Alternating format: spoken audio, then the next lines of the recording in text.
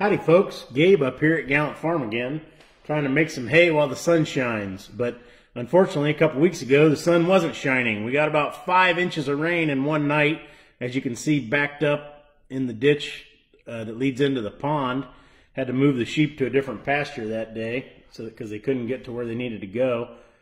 So before we got to making dry hay out in the field, we tried to dry some hay in the barn. Here's the wet hay on the wagon and the tripods that we used to dry it out. This was a technique that was sometimes used on farms to keep the hay dry. They would do it in the fields or in the barn. You can see it gives it air to have in the middle, and then you put these little A-frames to get air into the center of that hay from the bottom. And it works pretty well if you don't have good dry weather. Here's a new wagon with a set of hay lades, L-A-D-E-S, that are for putting loose hay on the wagon.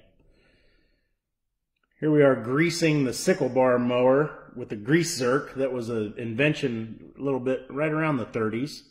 And we're oiling the oil cups. We use wool to keep the oil in there and keep them from drying out.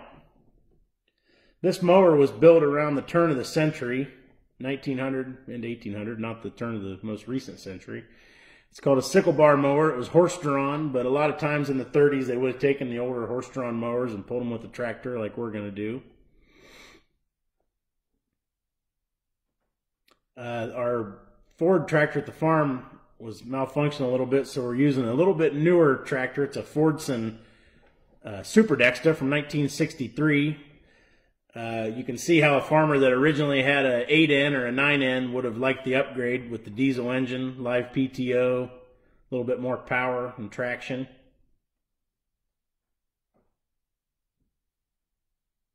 Here the hay is kind of dried out a little bit, and we're tedding it, which means loosening it up to get a little air in it to help it dry faster. We're using hay forks.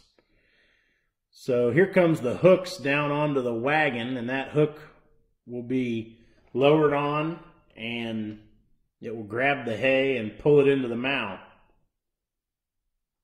And the tractor does this job with a set of pulleys, which you'll see here in a minute.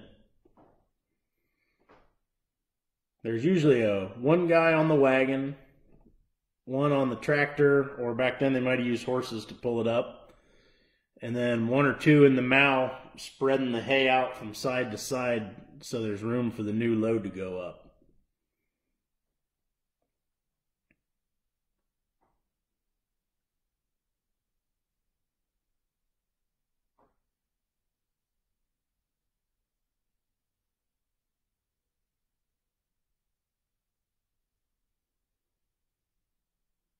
Here it goes.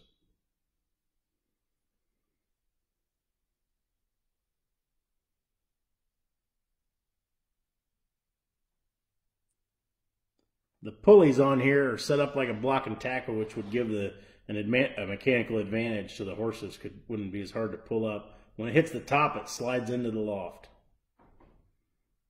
He cuts off the guy on the tractor. There's a view from up in the loft. Here we are stomping the hay down. When you're sure the hay is real dry, you can walk it down a little bit and it gives you more room in the mow.